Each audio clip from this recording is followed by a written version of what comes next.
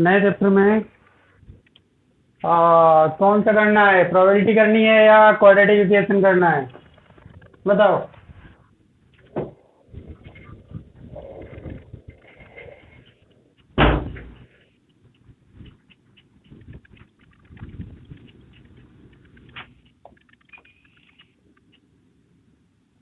Quadratic equation करा देता हूँ। 23 क्लास 10 चैप्टर हमारा है क्वाड्रेटिक इक्वेशन। साउंड ऑफ करने। क्वाड्रेटिक इक्वेशन में इसमें कोई खास नहीं है और इसमें फैक्टराइजेशन करना बताया है। क्वाड्रेटिक इक्वेशन उससे रिलेटेड क्वेश्चन दे दिए हैं। और क्या है आगे भाई? एक डिस्क्रिमिनेंट वाला फॉर्मूला होगा उस क्वाड्रेटिक इक्वेशन को सॉल्व करने के लिए। और क्या है ये? 4.3 है और इसके बाद वही है वर्ड प्रॉब्लम के क्वेश्चंस हैं। और क्या है? कुछ नहीं है। ओके, नाउ करते हैं शुरू। आवाज आ रही है मेरी? ओके, देखिए फिर ये कौन बोल रहा है?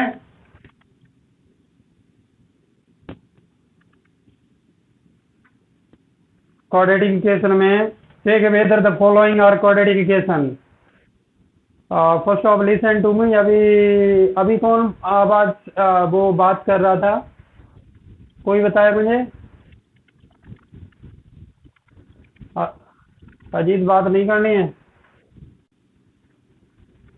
तो एक्सरसाइज 4.1 जैसे कि मैंने उठाई है। मैंने क्यों एक्सरसाइज 4.1 ली है? उसका रीजन ये है कि हमारा जो क्वाड्रेटिक इक्वेशन है तो पहली एक्सरसाइज में क्या पूछ रहा है, क्योंकि वो भी हमें बताना है तुम्हें। तो इसमें कह रहा है पहले क्वेश्चन में check whether the following are quadratic equation. इस क्वेश्चन का मतलब यही है, केवल आपको ये बताना चाहता है कि आप क्वाड्रेटिक इक्वेशन कैसी होती है समझ ले क्वेश्चन पूछकर। ठीक है, दूसरे क्वेश्चन में पूछता है represent the following situation in the form of quadratic equation. दूसरे क्वेश्चन में ये आपको प्रिपेयर कर रहा है कि क्वाड्रेटिक इक्वेशन यदि वर्ड प्रॉब्लम में है तो उसे हम क्वाड्रेटिक इक्वेशन के फॉर्म में लिखना सीख लें। तो ठीक है, पहले हम इसकी स्टार्टिंग करते हैं क्वाड्रेटिक इक्वेशन की। देखिए, क्वाड्रेटिक इक्वेशन दैट मीन ऐसी इक्वेशन इक्वेशन विद वेरिएबल और वो भी इन वन वेरिएबल। ठीक है, वेरिएबल का मतलब होता है अल्फाबेट यूज किए जाते हैं, जैसे ए से लेकर जेड तक। मोस्टली एक्स यूज किया जाता है जिस किसी भी इक्वेशन में मैक्सिमम पावर 2 हो वेरिएबल की। In single variable maximum power 2 हो उसको हम डिग्री कहते हैं। मैक्सिमम पावर मान लीजिए 2 है तो डिग्री कितनी हुई? 2। डिग्री 2 हुई है तो ये हमारा इक्वेशन जो है क्वाड्रेटिक इक्वेशन कहलाएगा। साथ में और बता दूं मैं, क्वाड्रेटिक इक्वेशन में जो इक्वेशन आती है वो केवल और केवल एक पोलिनोमियल होनी चाहिए, नॉन पोलिनोमियल नहीं होनी चाहिए। पोलिनोमियल का मतलब होता है कि रूट में एक्स नहीं होना चाहिए। पावर यानी किसी भी वेरिएबल की पावर माइनस में नहीं होनी चाहिए, फ्रैक्शनल नंबर नहीं होना चाहिए, यानी जो पावर है वेरिएबल की वो होल नंबर में होनी चाहिए। तो वो हमारा पोलोनोमियल कहलाएगा। अब वो बात अलग रही है कि पोलोनोमियल हमारा इन 1 वेरिएबल है या 2 वेरिएबल है या 3 वेरिएबल में है। फिलहाल हम इसे 1 वेरिएबल में ही सॉल्व करेंगे क्वाड्रेटिक इक्वेशन को।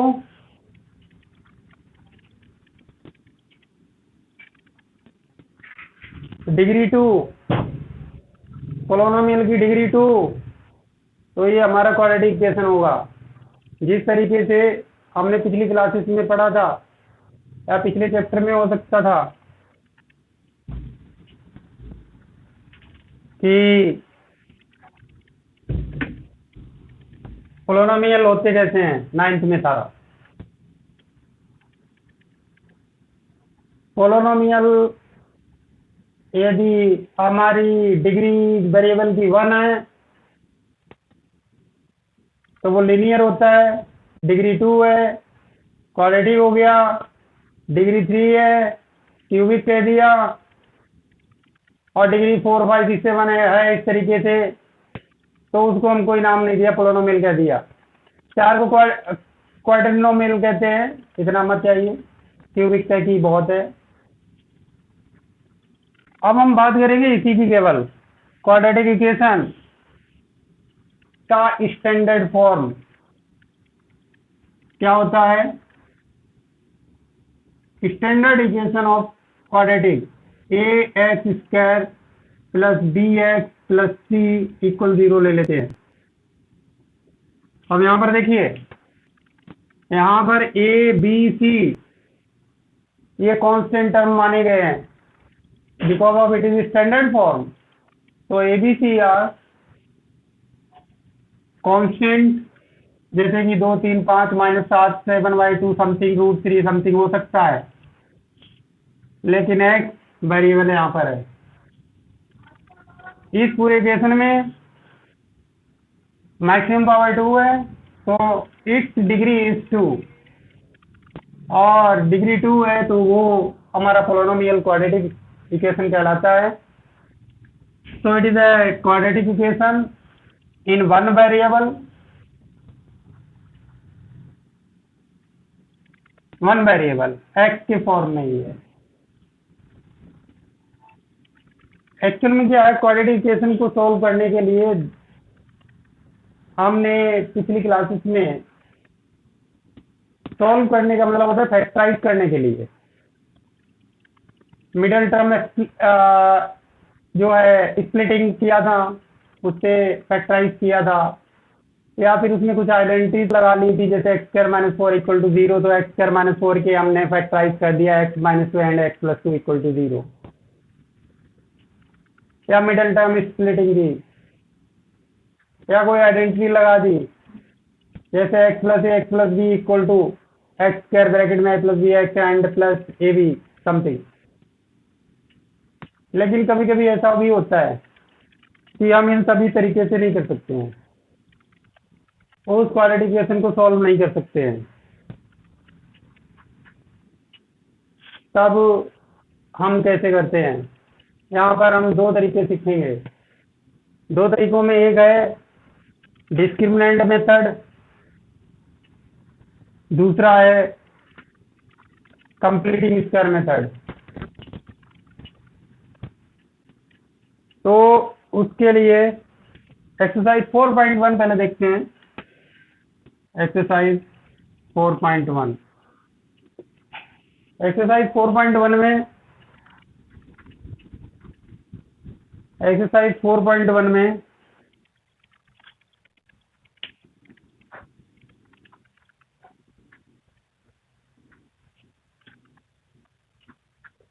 हेलो, क्या हो गया?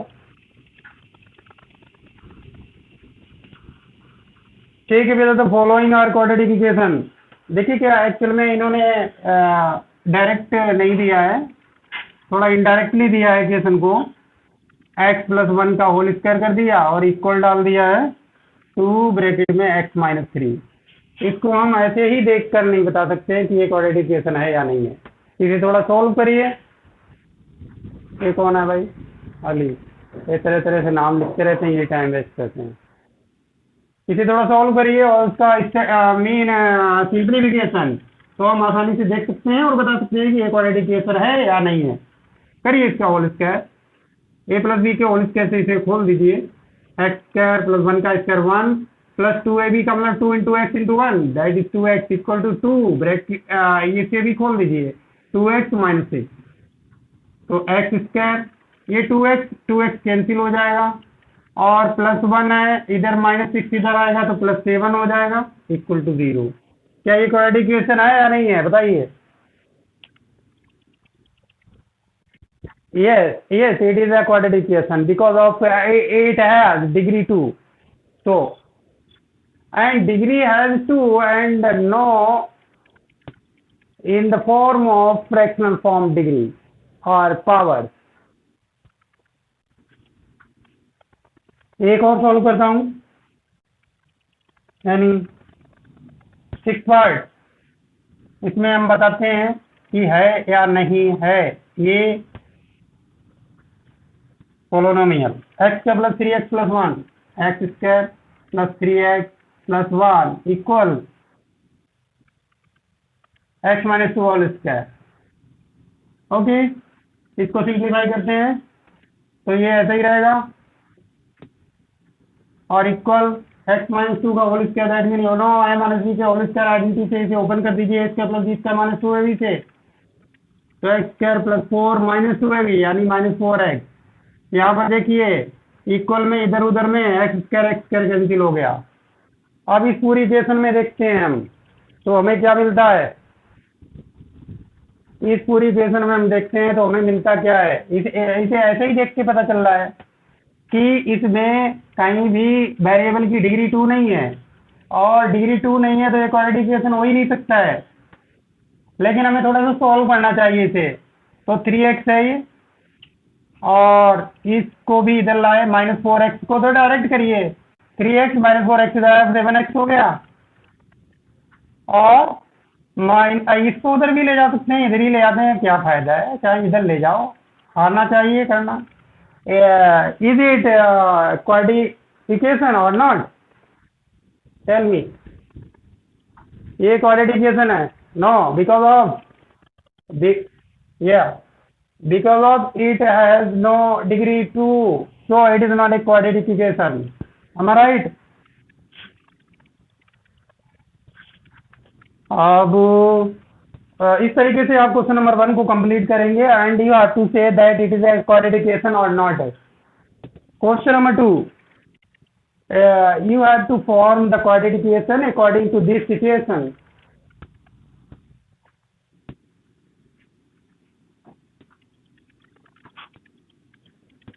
ए क्वाड्रेटिक इक्वेशन की स्टैंडर्ड फॉर्म है, ध्यान रखें। क्वेश्चन नंबर 2 में बोला गया है represent the following situation in the form of quadratic equation. Okay, the area of rectangular plot is 528 metre square. The length of the plot is 1 metre more than twice its breadth. We need to find the length and breadth of the plot. Yes, सबसे पहले अधिक समझने के लिए आपको चाहिए यदि problem हो रही है तो एक रेक्टेंगल बनाएं, ठीक है, और according to question area of rectangular plot is 5 to 8, ठीक है, L into V that is okay, that is 5 to 8. But before this अगली स्टेप हमें पढ़नी होगी। The length of a plot is 1 more than twice its breadth. ऐसे question में आपको खास क्या ध्यान रखना है, सुनिए। सबसे पहली बात, जैसे लेंथ है और ब्रेथ है तो हम लेंथ को x या ब्रेथ को y या लेंथ को L है ब्रेथ को V दोनों नहीं मानेंगे, दोनों सपोज नहीं करेंगे, दोनों एज्यूम नहीं करेंगे, किसी एक को ही एज्यूम करेंगे, नहीं तो इन 2 वेरिएबल इक्वेशन आ जाएगी। हमें तो 1 वेरिएबल में चाहिए क्वाड्रेटिक इक्वेशन, तो हम किसको लेट करते हैं? जो बाद में आता है ना word, length is one more than twice its breadth, यही ऐसे ही है।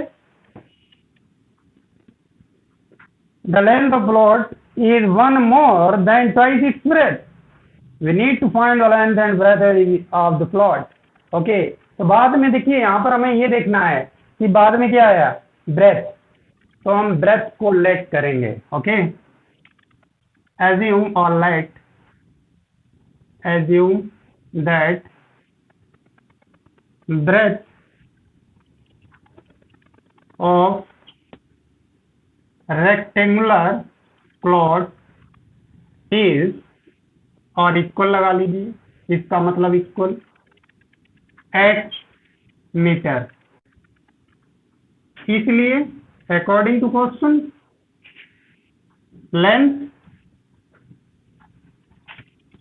लेंथ क्या हो जाएगी, वन मोर यानी +1 of it breadth, twice of breadth, से एक अधिक, ये लेंथ है। That mean it is L and this is B। अब according to question that is given है, length into breadth that mean area, और एरिया में दिया है 5 to 8, वैल्यू पुट कर दो। L कितना है भाई, 2x+1। ब्रेथ कितना है, ब्रेथ हमने x माना था, 5 to 8। इसे थोड़ा अंदर मल्टीप्लाई कर देंगे तो क्या हो जाएगा, 2x² + x, 2x² + x equal to 5 to 8। इसको इधर ले आओ भाई, 0 बराबर में 0 ही लिखा करें, 2x² + x - 5 to 8 इक्वल 0। तो ये हम देख रहे हैं कि इसकी डिग्री 2 है, और इसलिए क्वाड्रेटिक इक्वेशन है। तो हमने इसे मॉडिफाई कर दिया, वर्ड प्रॉब्लम को मॉडिफाई कर दिया क्वाड्रेटिक इक्वेशन में। ठीक है, इसे आगे सॉल्व करेंगे तो x की वैल्यू आ जाएगी, तो लेंथ ब्रेथ निकाल लेंगे। ओके, इसमें एक पार्ट और करता हूँ, ट्रेन को चलाता हूँ भाई। हाँ, ट्रेन चलती है। Okay, train,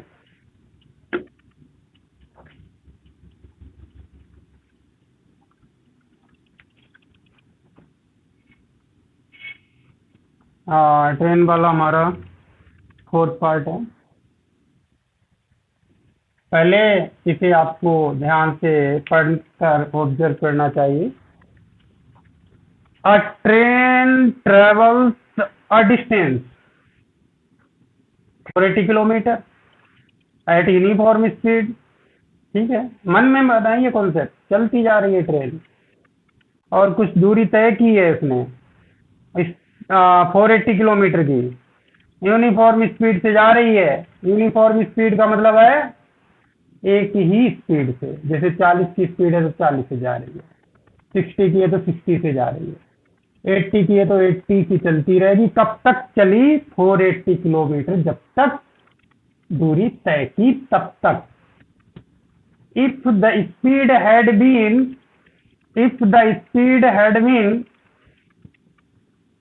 8 km/h less, then it would have 3 hours more to cover the same distance। यदि हम इसकी स्पीड 8 km/h कम कर दें तो 3 घंटे ज्यादा लगते हैं 480 किलोमीटर दूरी को तय करने में। We need to find the speed of the train। कह रहा है स्पीड हमें निकालनी है, तो स्पीड निकालनी है तो स्पीड को ही हम लेट करेंगे। ठीक है, स्पीड निकालनी है तो स्पीड को ही हम लेट करेंगे। ओके, देखिए इसको यूं समझेंगे, ऐसी ट्रेन चलेगी और ये डिस्टेंस है 480 किलोमीटर। 480 किलोमीटर।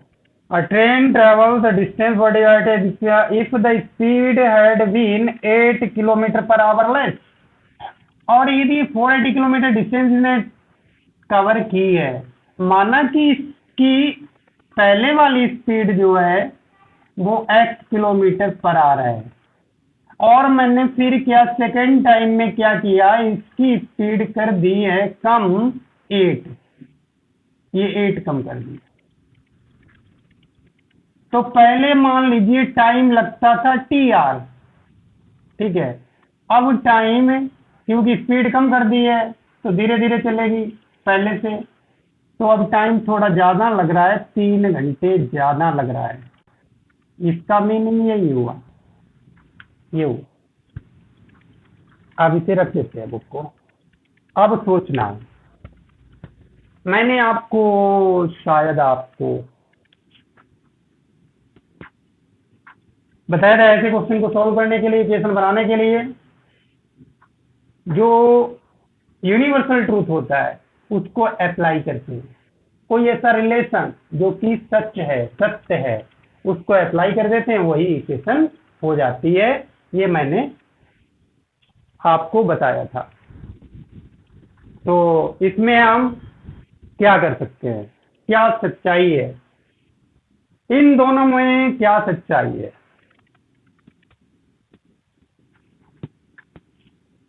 एक तो सच्चाई ये है कि ये वाली ट्रेन 480 किलोमीटर चलेगी और ये ट्रेन भी 480 किलोमीटर ही चल रही है, ये सच है, सत्य है। दूसरा सत्य ये है कि इस ट्रेन के द्वारा लिया गया टाइम माइनस इस ट्रेन के द्वारा लिया गया टाइम इक्वल 3। दोनों बातें सही हैं।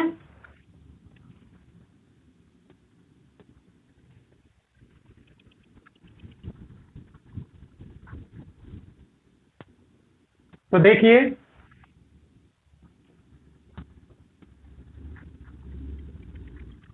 यहां पर एज्यूम भी हमें लिखना चाहिए, assume that speed of train equal to x kilometre per hour. अब अकॉर्डिंग टू क्वेश्चन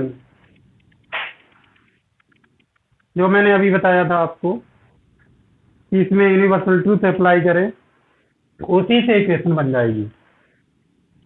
तो time taken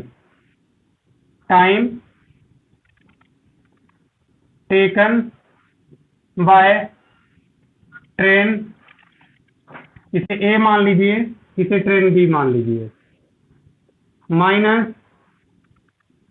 time taken by train B, difference है 3 आवर्स। या यूं कह सकते हैं, पहले वाली ट्रेन के द्वारा, सॉरी सेकेंड वाली ट्रेन के द्वारा लिया गया टाइम माइनस फर्स्ट सिचुएशन में जो ट्रेन थी उसके द्वारा लिया गया टाइम, माइनस करेंगे तो 3 आएगा। 3 आवर्स का डिफरेंस है। तो अब हम एस इक्वल टू क्या आता है भाई, S equal to D upon T. अब हमारे पास क्या है, टाइम है, तो टी बराबर क्या है, एस की जगह आ जाएगा, तो डी अपॉन एस हो गया, डिस्टेंस अपॉन स्पीड। तो डिस्टेंस क्या है, पहली ट्रेन या दूसरी ट्रेन के लिए दोनों में स्पीड वो डिस्टेंस तो सेम है, तो डिस्टेंस कितनी है 480 अपॉन नीचे स्पीड क्या है, स्पीड बी वाली ट्रेन की स्पीड क्या है, x माइनस 8 और माइनस, ऐसे ही ट्रेन बी ए के लिए यानी पहली वाले के लिए डिस्टेंस तो वही है, वहीं पहुंचना है, लेकिन स्पीड क्या है x। तो इसे टाइम इक्वल टू हमने फॉर्मूला लगाया और उसके अकॉर्डिंग हमें वैल्यूज मिली, उसमें रखी और इक्वल टू 3। अब ये देख रहे हैं इक्वेशन हमारा, इक्वेशन एक्स की फॉर्म में ही है केवल in one variable only, but degree 2 नहीं दिख रही है, दिखेगी। सॉल्व करो, एलसीएम लो, एक्स माइनस 8 और एक्स, ये कट गया, ये बचा, इसका इसमें मल्टीप्लाई, और ये कट गया, ये बचा, इसका इसमें 480 से मल्टीप्लाई, इक्वल 3। थोड़ा सॉल्व करते हैं। 480x माइनस 480 को अंदर ले जाओ, माइनस माइनस प्लस 480 को 8 में मल्टीप्लाई करिए,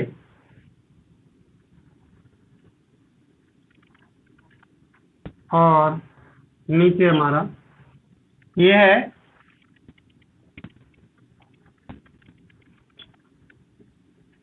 ये भाई कट गया, दिख रहा है ना?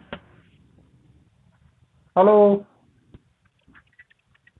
हाँ टाइम भी ओवर होने को है मे भी, तो इसलिए फटाफट देखिए। अब क्या बचा हमारे पास, 380, यहाँ कर लेते हैं आप,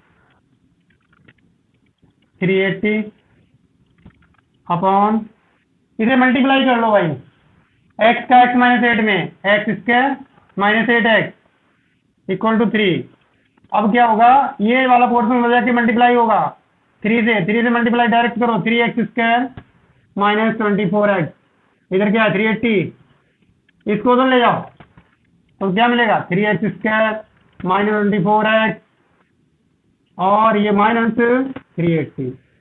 अच्छा ये और देखिए थोड़ा ध्यान से, ये 3 से कट रहा है क्या, 3 से ना, बस क्वाड्रेटिक इक्वेशन फॉर्म, ठीक है।